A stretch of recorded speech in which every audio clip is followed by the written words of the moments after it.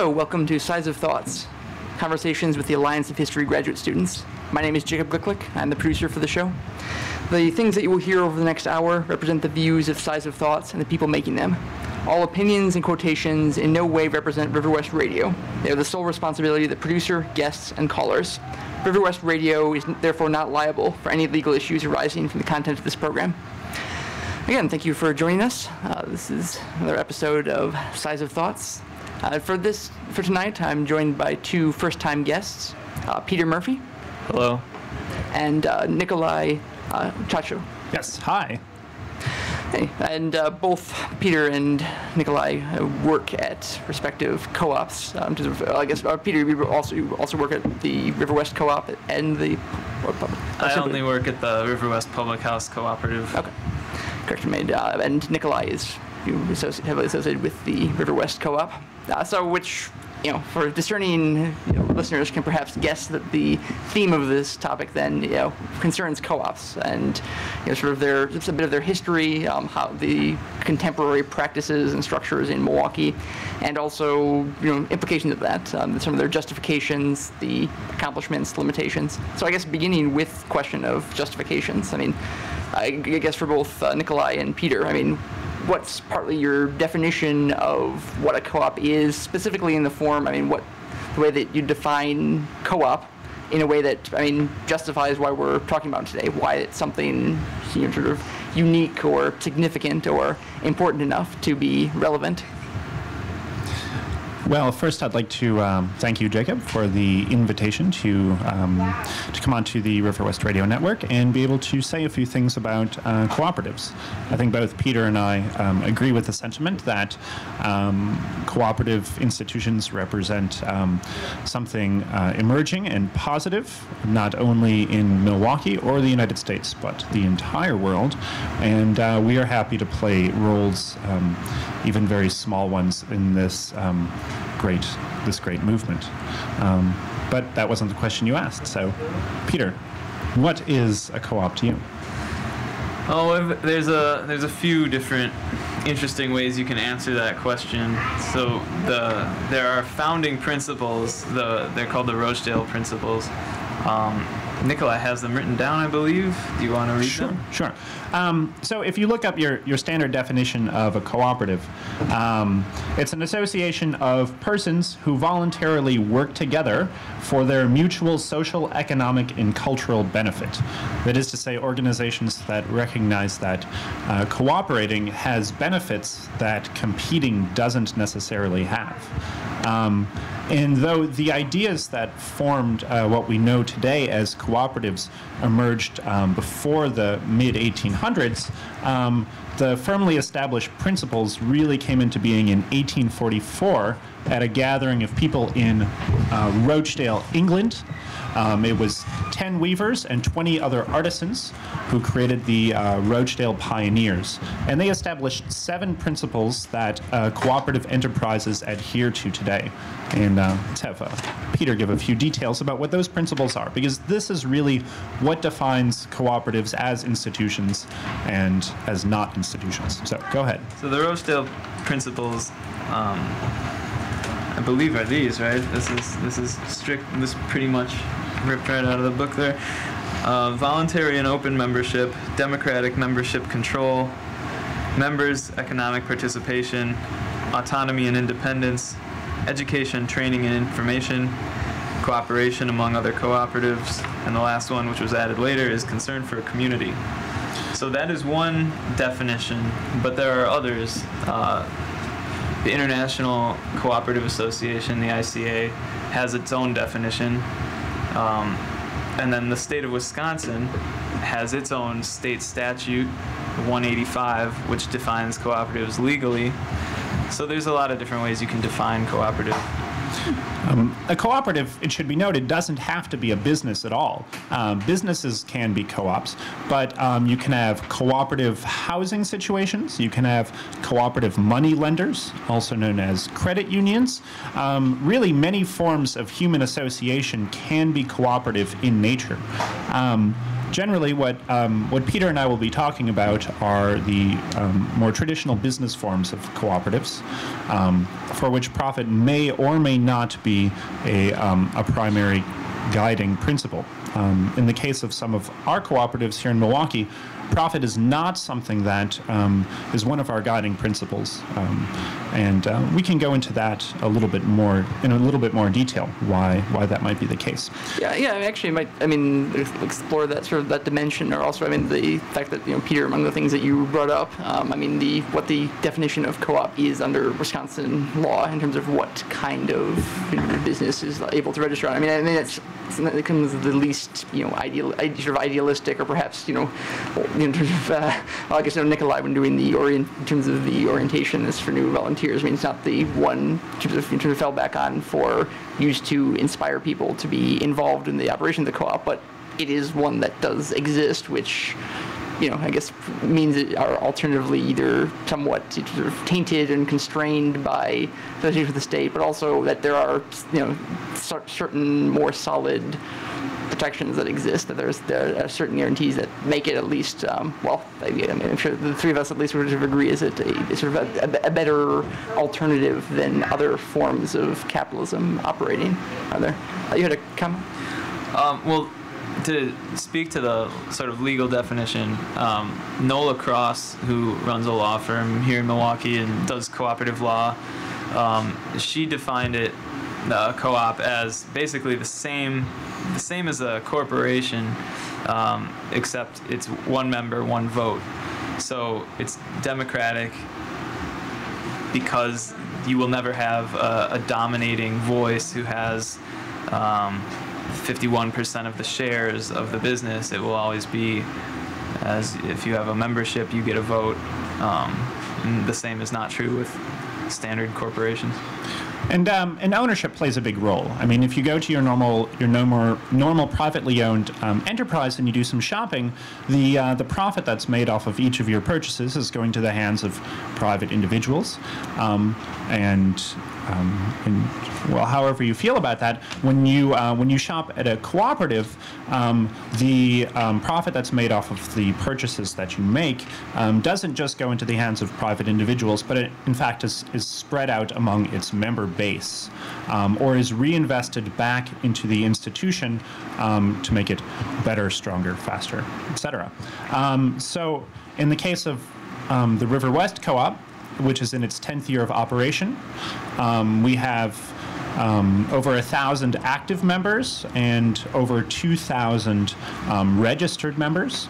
And so the money that we make at the River West Co-op goes into keeping the costs of food lower, staying in operation, goes into supplying and providing organic, sustainable, locally produced agriculture, and so on. Those are our primary missions, and that is where money that comes into the co-op goes into, as opposed to, someone's third vacation home or whatever else your money goes into when you shop at a larger institution. So that ownership, it does matter, even though it's far behind the scenes, and it's a little bit harder to see that when the River West Co-op says that we are owned by the neighborhood. We're very literally owned by hundreds of people who live in the River West neighborhood. So it's a very deep and meaningful statement to say that the co-op is owned by the neighborhood and the River West Public House is owned by the neighborhood. And this is a major element of what it is to be a co-op. Yeah, I guess also, according to the number of people that are involved, the 1,000 active membership in terms of, and then the, I believe, how many dozens of active volunteers at this, or? Sure. At any given time, we have about 90 active volunteers, ranging from the very top to the very bottom of our institution. We try and be as horizontal as possible in our structure. There's lots of different ways of getting involved in the co-op. So we have a board of directors who represents the over 2,000 owners of the River West Co-op. That's composed of 9 people who do 3-year voluntary terms of service. They're kind of the guiding and visionary group of the River West Co-op. And like I said, these are all volunteers, people who are dedicating 3 years of their life to this institution. But day-to-day operations are also taken over by volunteers, many of whom do come in and do 3 hours a week of service in the cafe or in the grocery store, stocking, checking people out, and so on. So from top to bottom, the vast majority of our labor is done by volunteers. But these volunteers are workers. They're not volunteers in the traditional sense of volunteerism. Rather, they're working. And their labor goes to keeping costs of food lower and to giving them the benefit of extra lowered cost of goods. So we really don't just see workers at the River West Co-op as volunteers alone, but as people whose labor contributes to the mission of the cooperative enterprise. Yeah, and I guess, well, in describing the number of people that are involved to some extent, I mean, in terms of even people who are not members that are dropping there are, allowing a degree of profits that go into a different form of organization than, other in terms of grocery stores that could frequent. And then people that are members, but I guess even regardless of if they are further involved in active elections of board or making sort of decisions of it, have that potential and have that sort of broader base for ownership than, again, alternatives. But I guess do you think that in terms of the sort of the core understanding of the co-op or the justification or even application for the Rochdale principles are experienced equally by people with differing level of involvement? I mean, to some extent, again, I know that because they're posted along the side of in terms of main entrance. I mean, they are at least generally sort of visible.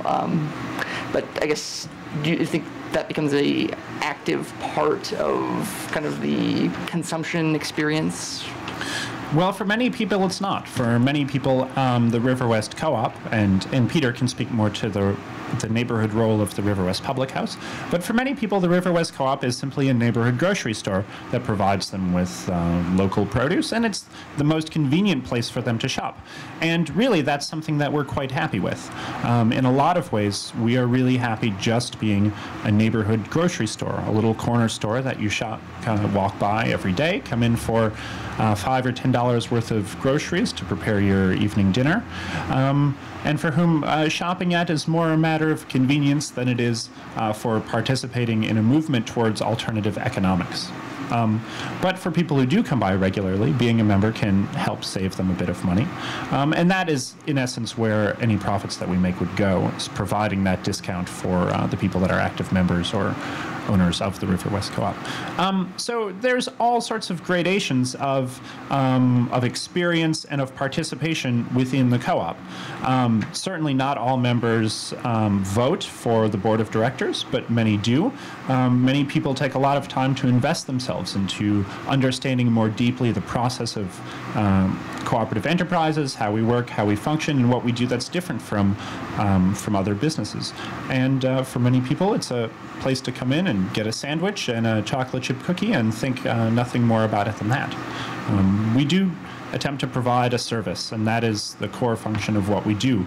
As long as we can provide that service to people, then we consider ourselves a success. But in providing that service, we seek to adhere to a different set of principles and a different operating structure than many other businesses do. So as long as we're providing that service in adherence with principles and operating structure that we set out to do, that is philosophically and structurally sound, then I think we all believe that we're a success in the small project that we have in our little corner of our neighborhood and one small corner of the planet. Yeah, Peter, I guess maybe speaking. Nope. I believe we have. We're getting a call. Yes. Good. All right, here it is. Okay, you're on the air. Hello. Hi there, can you hear me? Yeah, getting a little bit of. Conversation, guys. Okay, is that? Are you still on the air? Yep, can you hear me now? Yes.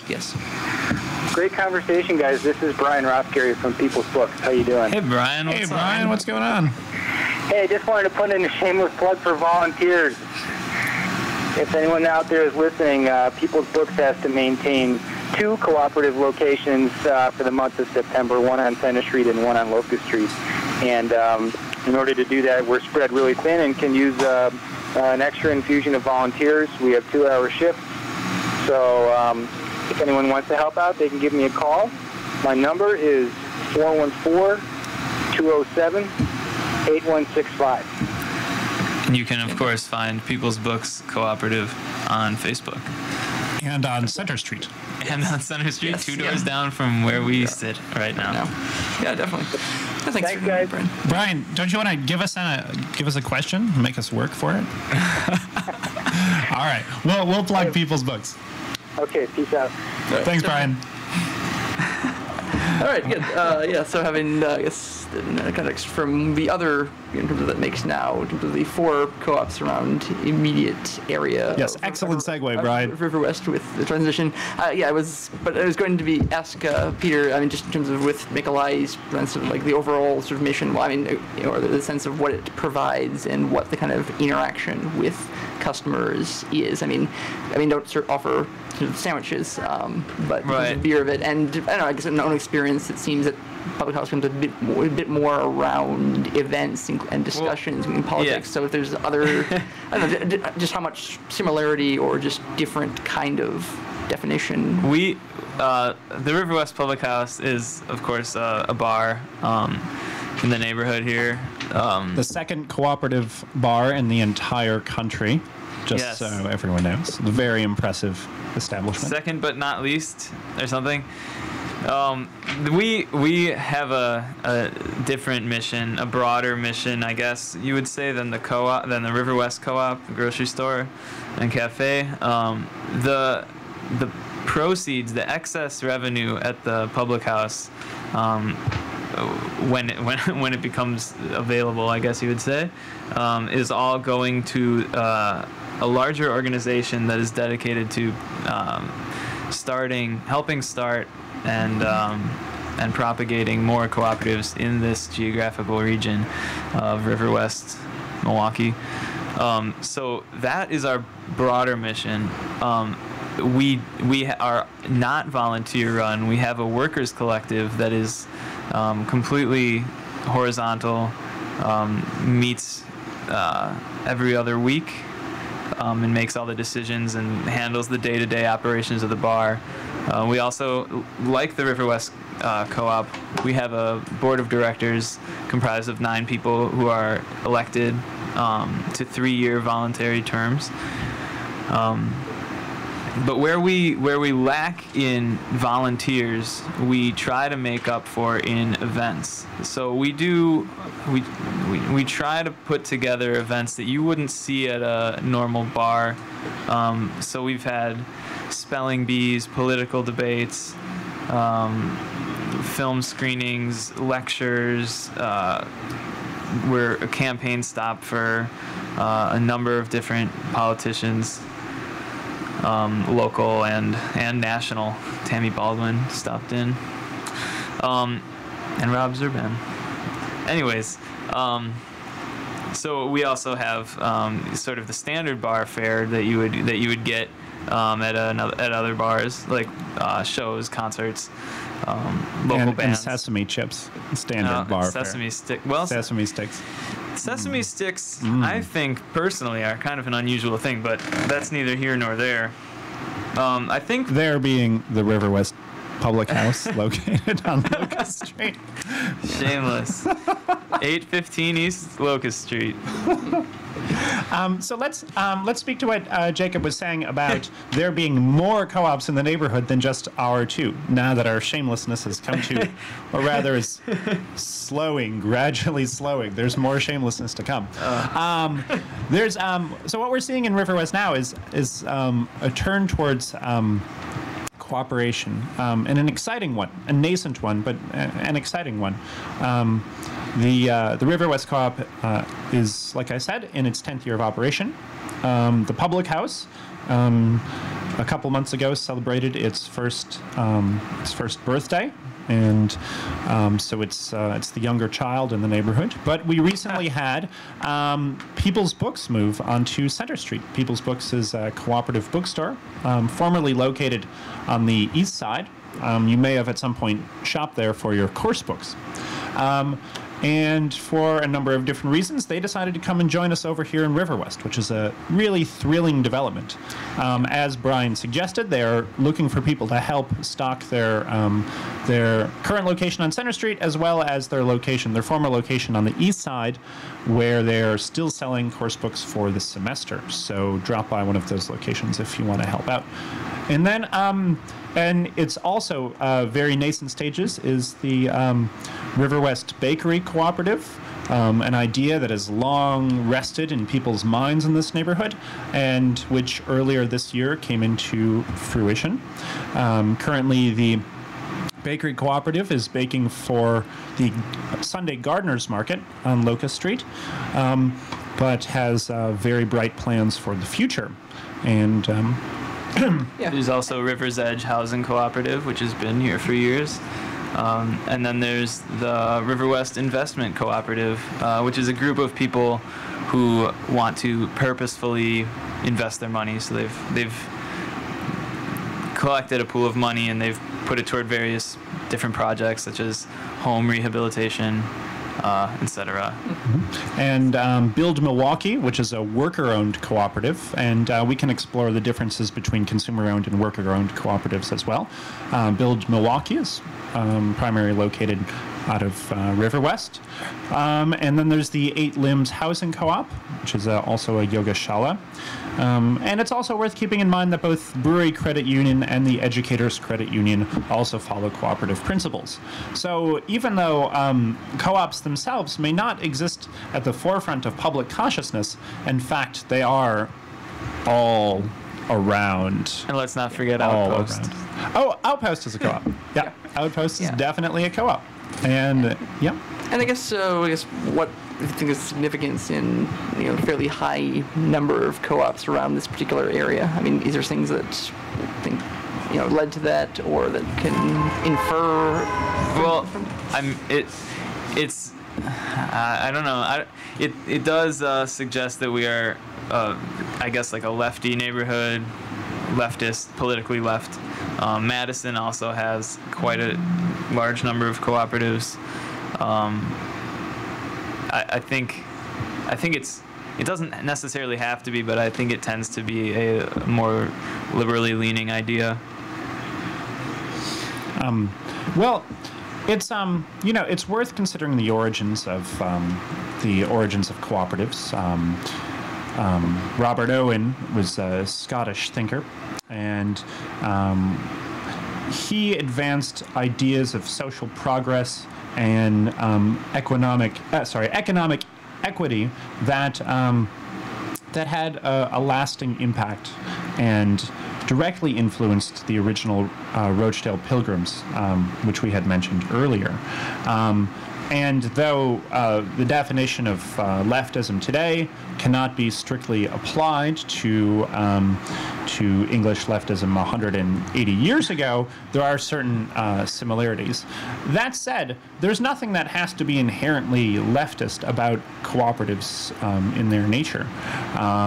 You have cooperatives of all different shapes and sizes that adhere to all different kinds of principles.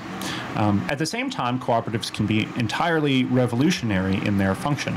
So some of the commonly accepted values of cooperatives include democracy, or democratic participation, which in some ways doesn't seem very radical at all. But the standard business model of modern capitalism, and certainly the standard business model in the United States, is a top-down vertical hierarchy whereby a few strongly empowered individuals make decisions that affect every person who rests below them. And for the most part, those people below don't have very much input or decision-making capacity for what those decisions would be. So while in our country, people tend to accept democracy as the preferred governance structure, we can also talk about that, At the same time, most people are more than happy to accept that small tyrannies are a preferred business structure. And I think that this is accepted because other ideas aren't put out onto the table as viable alternatives. We don't actually have to do things in this way that where power is concentrated at the top of institutions and everyone below has no decision-making capacity. We can provide viable economic models that emphasize different values of democracy, values of participation, values of workers' empowerment, values of equity and relatively fair pay scales, and so on and so on. And within the activation of these principles, you have the kernels of a real, genuine, revolutionary transition towards economics that that fit in with something that we're just a little bit happier and feel a little bit better about. Well, then potentially, I guess it depends how to define kernel or revolutionary, or I guess transition for that, if that matter, I guess. And in this, I mean, yeah, as Peter had mentioned, in terms of the public house as a sort of sequence of doing kind of events you're not necessarily find in most bars. And one of the things that did, that sort of led to forming this particular dialogue tonight was the night school event about a month and a half ago, when there was the discussion among 5 different representatives of different schools of thought on the topic of what now for Wisconsin after the failure of the recall. In terms of which Nikolai was present in terms of in some of similar statements as there tonight in terms of the potential in building sort of more democratic, local, community focused and more community controlled run through. I don't know, I guess I could put the question of just how much is that serves as a alternative to some of the larger problematic things that have been happening in and beyond Wisconsin. And but I guess I'd probably take a slightly more sort of critical view towards, the operation of politics and to the vanishing extent of democracy in own conditions. I mean, even to the limited extent I think it existed previously, with a fair bit to show things becoming more restricted, more hierarchically imposed on the economic sphere, with the sort of assault on the unions, as well as by union leadership having a number of concentrated failures to deal effectively with that situation. Suggests that most people in their condition as workers, are not able to tap into much expression or in terms of viable action. And that's why I guess we wonder partly if some of the, at least in the River West area, I mean, and maybe more broadly, some of the move towards co-ops is also kind of a defensive reaction or a partial fallback, or as something that's meeting kind of a larger crisis that is happening. There's a lot to unpack there. There's a lot. Yeah, there's a lot to think about. All right, Peter. I think, well, I don't know where to even begin, but I guess I would say I think it's a part of the process of social awakening, to throw off the whatever tyrannical paradigm there is at the moment and move toward a more democratic society. So we saw that happen over the past 500 years in a political sense, but in an economic sense we didn't. And I mean, of course, it's arguable that we have true democracy. We don't. We have representative democracy. Yeah, I guess it'd also be argued with what throwing off some of the tyranny in political expression means if you don't simultaneously do economics. But I guess continue. And additionally, it's important, I think, to that end, to have people who are predominantly identifying as consumers and who are constantly being told they're consumers to actually participate in their lives. Like voting once a year, a couple times a year, maybe once every 4 years, that's not really participatory. Like that's no one ever felt like they had like a real stake in government. I'm actually sure that some people do feel like they have a real stake in their government when they vote for once every 4 years. so people are constantly identifying as consumers and being identified as consumers. But if we could find a way to make life and everyday activity more participatory in a meaningful way. So say going to work every day, if you know you have an active voice and an ownership in the business you work for, however small or large, I think that's a means toward that end. And I also think the larger a democracy gets, the smaller the individual's voice is. And I think necessarily that takes place. And of course we see it in our country and in our state as well. So even though everyone in this neighborhood probably thought, like, there's no way Walker is going to be reelected during this recall, even though probably really rocked the vote, we were disappointed at the end of the night. And we had election coverage that night, by the way. But yeah, I think participation, identifying as a citizen over a consumer, is an important step. And I think it's within reach and I think it is a viable social goal and isn't even necessarily politically left or politically right. It's just about having a more meaningful, active role in your society. A lot of the people who come into the River West Co-op ask if we're a non-profit, which is an interesting question, because embedded within that question is the sense that in shopping at the River West Co-op, they are doing something which contributes more greatly to society. They're doing something which is, in a sense, not just consuming, but is also charity. And while legally in Wisconsin, co-ops cannot be charities or nonprofits, certainly not consumer co-ops, I don't think. What it suggests is that for people who ask these questions, there's something greater about being a consumer than just being a passive consumer, but that thought, purpose, and meaning goes into the way that we spend our money, and that money has an effect on the flow of capital that goes beyond each of our singular individual contributions. Now, I think to address Jacob's question about where we're going post recall in relation to the cooperative movement, I think that the response from a lot of people after the recall, but indeed after Madison, the Madison uprising altogether, was that well, let me take a step back and say that it seems to me that what happened in Madison, the occupation of the Capitol, all of those events created what seems to be a great political awakening, or the creation of a new political consciousness of people in Wisconsin who had not previously seen or identified as political actors. And if that's the case, which from what I've seen seems to be the case, then what the recall may have signified is that there are great systemic problems within the system.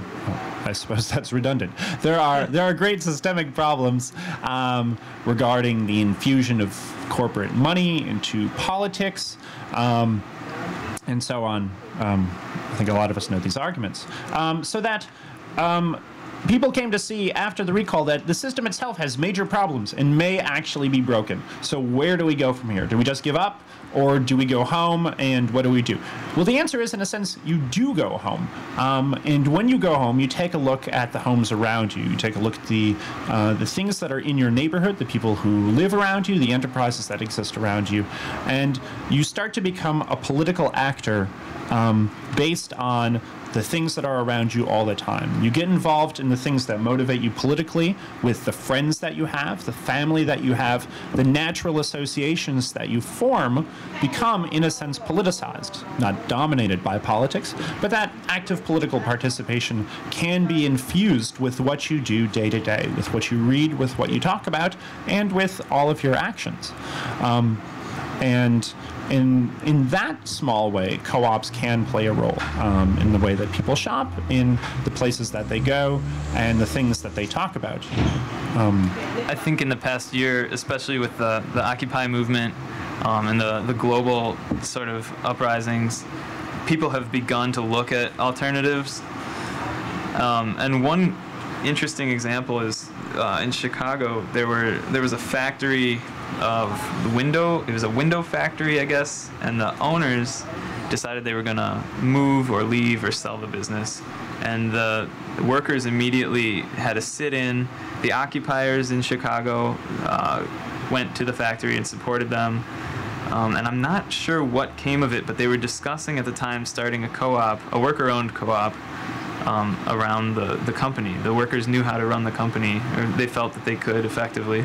So they were going to give it a shot. I'm looking right now to see if what came of that, but I think that's an interesting example of people actually. I mean, it's a big operation, you know. It's not as small as our bar, which has like 9 or 10 employees, or the co-op, which has a handful.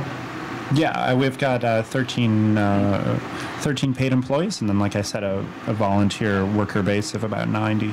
It's interesting. There's a specific example for intersections with Occupy, with just conditions of labor, with the ongoing economic crisis.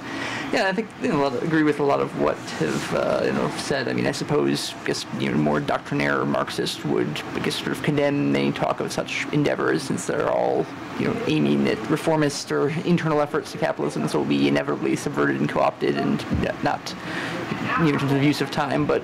I think that the advantage of creating things on a local level that. Did I say? No. Okay. So Jacob, if you don't mind me jumping in there, you mentioned the recession and trying in difficult economic times, and so I think that's actually a good moment to point out that that cooperatives themselves have. Prove themselves to be more sustainable to the harsh and capricious weathers of economic downturn than traditional businesses are. And to that end, the United Nations has named 2012 the year of the co-op. And if you'll permit me to just read a short statement from Daniela Boss, who is the United Nations Director for Social Policy and Development Department for Economic and Social Affairs, et cetera, et cetera. So why is it that 2012 is the year of the cooperative, according to the UN? And she answers, the onset and continued impacts of the recent global financial and economic crisis have made clear the importance of strengthening the real economy and of concentrating our development efforts on empowering people and building the capacity to secure sustainable livelihoods. Over the years, the effectively run, principle-based cooperative has shown itself to be a viable and resilient business model that emphasizes the needs of people and communities alongside, if not ahead of, the profit margin. Yeah, I think it's a good specific to reference. I mean, partly since it's not pro-democratic workers' control just for the inherent principle of it, because we believe that is effective and functioning, and it becomes an important counterweights where so many people are not necessarily ideologically pro-capitalist or pro-corporation, but I mean there's a subset of objectivists. That's probably not the most things that sustains people in current view. It's just generally an air of inevitability that maybe most people recognize that current economic model leads to inequality and corruption, a lot of problems, but well, in terms of the sense of that there's not a better alternative that can be done, that it's just human nature. I think it becomes a common answer for this, that people have to be sort of driven by profit or intimidation and hierarchy to some extent to go functioning. So I mean, if something else, a co-op grocery store in a way of it can indicate that it's not, or at least not to the same extent as commonly assumed. I guess connecting also, I mean, with some of the plans of the beneficial ones. I mean, I know that at least the River West Co-op has, as part of its process, attempting to use products as much as possible that are in terms of affordable, that are consumer interest, but also that reflect sustainable labor standards and environmental standards. So I mean, more specifically, the the fact that pulled the Palermo's pizzas, very quickly out once sort of strike began. Seems a perfectly, important part of what can be done with that. I guess it's also, the fact that Outpost, still has not and does not seem indicated to. I guess are there other cases of it where the fact that it is more, in terms of member-centric, does not unfortunately make members of it more enlightened as consumers or less exploitative? Well, in one sense, Outpost is doing everything it can to not take a political side. It doesn't feel that that's, and I can't speak for Outpost, but I think the board of directors and the manager there believe that it's not their place to make a judgment for their consumers. From what I've heard, and I haven't gone there since, but from what I've heard, they have signage that describes that there is a strike going on. They have the signage in front of the pizzas. So they do what they can to inform their customers, is the way they put it, and then let their customers make their own decisions. So it does. They're trying to avoid imposing a political stance, regardless of judgments of exploitation or what have you. And on the other hand, we have the luxury, the River West Co-op and the River West Public House have the luxury of knowing pretty well our customer base, since we're in one of the most liberal enclaves in the country. So we're not taking a giant leap when we say we're going to be the politically leftist bar. We don't. That's who's going to be there anyway. I think that Peter's point about the Outpost is really valid. I also think that at the River West Co-op, we realized that by putting something on our shelves, we are taking a stance. That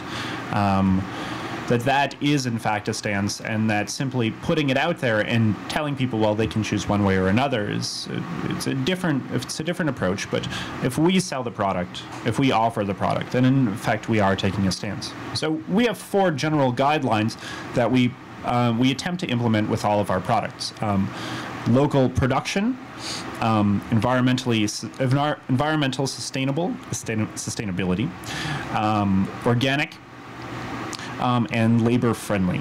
And we hope that all of the products that we sell fit into as many of these categories as possible. Sometimes it's just one category, and on a few occasions it's all 4 categories. Of course, everything is a bit of a compromise. We do live in the real world, and we will end up selling certain things, like bananas are fair trade organic, but they're also from Peru or Ecuador. You're not going to find Milwaukee grown fair trade organic bananas anytime soon. Or if we do, I'll be pleased.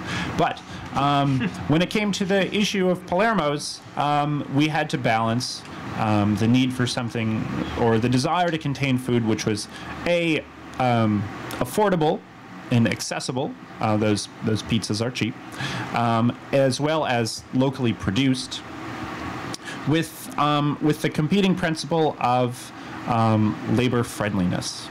And in this case, we chose to side with the workers who were forming or are attempting to form a union. And after an internal discussion, that's the side that we landed on. Yeah, good. And I think to take both the points of it, also, Peter, the sort of the contrast to Drew, based in terms of the consumer base of this, that in some ways it does become a different kind of decision of it when you sort of know that in terms of likely how we're going to react or how we're going to be supportive, of Palermo strike, etc. Which I guess bringing that to the larger point of what co-ops can do, or even just what have learned. It's not us. Yeah, still not us. All right, let's get some call-ins now. We've been overly conditioned to it. This is confusing. Are you not entertained? Oh, there is. Wait, is it ringing? I think it is ringing. Lord break the curse of not receiving call-ins. Hello, do we have a caller? Caller? Nope. Caller number 6, you're on the air. Caller number 6? Yeah, just ask any question. Okay, so this is Sura. Oh, hey, Sarah. Hey, Sarah. How you doing? I didn't catch everything that you guys said. I'm in between. I'm working on stuff. But I just wanted to bring up the concept of co-ops that aren't necessarily businesses. And I know you talked about housing co-ops and maybe something else, but I'm looking right now at helping to start a new organization, which is called Milwaukee River Advocates. And we are looking at forming as a co-op. And our attorney, Jan Pierce, who ran for office against Tony Zielinski on the south side and Bayview area, he's a corporate attorney, and he's been looking into this for us. So, you know, I'd like to expand the idea of economy to include alternatives to this whole idea of us just being consumers and trading stuff with dollars, and that part of our larger economy is, I mean, it's all about our resources, right? So when we're passing around dollar bills, those are supposed to, although they don't really, represent the kinds of resources we have. And so here in River West, we're sitting on this amazing, beautiful resource, which is this primary environmental corridor, and it's fresh water, and it's wetlands, and it's all kinds of habitat, and all kinds of animals, all kinds of plant species, and all of us who live here, who understand the value of that, want to protect it.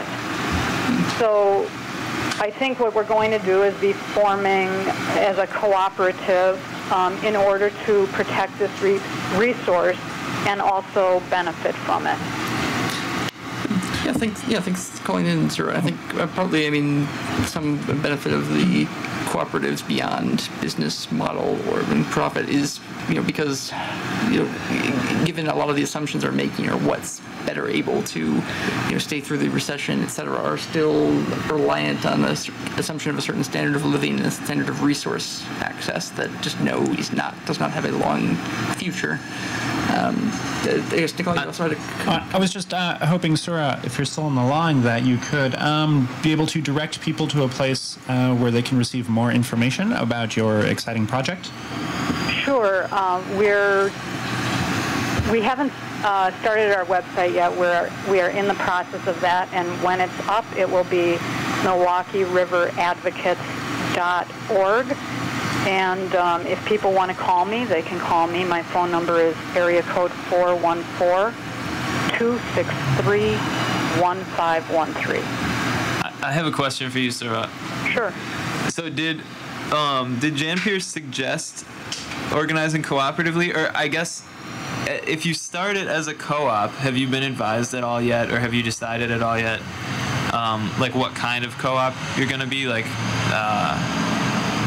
Or if there's going to be a product or a service that is monetized?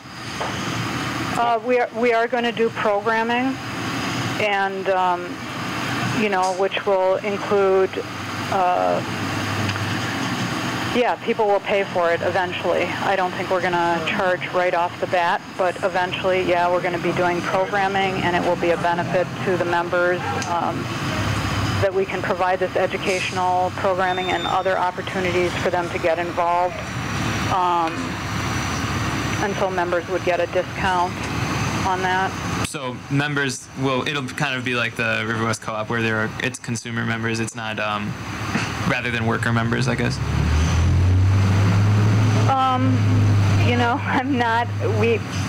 I had a brief meeting with our lawyer, so we haven't hammered out all the details, but there is definitely going to be opportunities for people to volunteer, because the river needs some loving stewardship. There are a lot of problems right now, and whether it's cleaning up or pulling garlic mustard or maintaining the trails or other kinds of things, there are going to be a lot of opportunities for people to volunteer. Sounds like a great project. Yeah, thanks very much for telling us about it. Okay, thanks. This is a great discussion. All right, any more questions? We don't have a 3-second rule, but we do have only 5 minutes left. So Any other questions? All right. No. All right, Jacob. Yeah. Well, I guess other point usually make or other kind of statements or sum up things like to make or. Yeah. I guess I'd like to shamelessly plug the River West Public House. We have a number of cool events coming up. Yes. So tomorrow we have a play by the Baltimore Annex Theater Troupe called Salome, which is a reboot of the biblical tale that focuses on like this apparently twisted vision of local food. Thursday we have the River West Currents Comics edition party featuring music and fun and games. It's free. And then Friday we have some touring bands and a local band, Shipbuilding Co. from Lincoln, Brontosaurus from Chicago, and Okerlo from here. Okerlo. Okerlo. Okerlo? Okerlo. Low. Oker. How Okerlo can you go, Peter? Low. $5 the door on that one. It's 9 o'clock. Though, sorry, the play is at 8, and it's $5 to $10 suggested. Shameless. Shameless. Shameless. What other? All right. Yeah. This is what I do. Yeah. Words of summary we're looking for? So, Peter, if someone was to ask you where would you go to get involved in the cooperative movement, what would you say? Somebody asked me this today, actually. They said, how can I get involved in River West and in the co-ops here? And I said, I would definitely start by volunteering at the River West Co-op. That's how I got introduced to the neighborhood. I grew up in Mequon and had to get out of the suburbs. Hung out here in my summer after senior year of high school and absolutely fell in love. So Clark and Fratney is the place to be. And I would say, if you're of legal drinking age, you should go get a drink at the public house, because every drink that you get at the public house contributes to the tentatively named River West Cooperative Association. Are we going with Alliance? Alliance. River West Cooperative Alliance, which embedded with the mission of creating more cooperatives. So you are literally drinking your way to a better world. So there you go. One drink at a time. And then also, I mean, particularly Milwaukee-ish style of activism, I guess. And here's a shout out for Wendy Messick.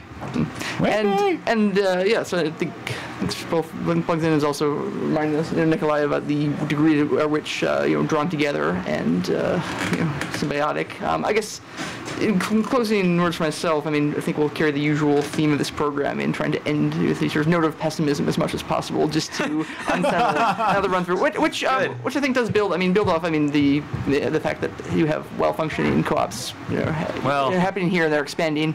Let's not go too far. Becomes useful, and similarly, the advantage of building up other ones throughout it is not to be neglected. But I guess at the same time, in the earlier part, we're talking about events of Madison as social awakening, or as in terms of the number of people entering into activism and political struggle, and then not finding available channels as to the recall approved of limited impact. And I do think hopefully there's some indications in the lines of continuity between Madison and between emergence of Occupy, and that more people are talking substantively about the larger problems that involve with society. I guess beyond that, I guess we shouldn't necessarily assume that means sort of window. And I guess the one possible limitation in some of the discussions I've seen happening is sometimes a commitment to re-entrench to River West a little bit too much, the building up of River West brand, or the functioning of other co-ops, which does a lot, but I guess should recognize the limited, the many areas that do not, have the opportunity of both buying good food at the discount of it, and enjoying sort of alcohol and the kind of political theater and activist discussion that happens. So I think ultimately, in order to make sort of real impact, need to extend beyond that, go forth and figure out ways to attempt to fix the system as a whole. But in any case, until that time, it's been very good talking with both of you. Thank you for coming out. Thank you for having That us. sounded cautiously optimistic, not straight away pessimistic. Well, I could have further run through that just because at public housing and bought go and shop at co-op doesn't mean don't have a moral obligation to engage in riot as overturning the state. But I don't know. I will say I'm not sure if they'll go that far. But either way. All right, moral obligation next week. More on that. Thanks so Yeah, much. It's been fun. Yes. Thank you. And thank you. This has been Sides of Thoughts.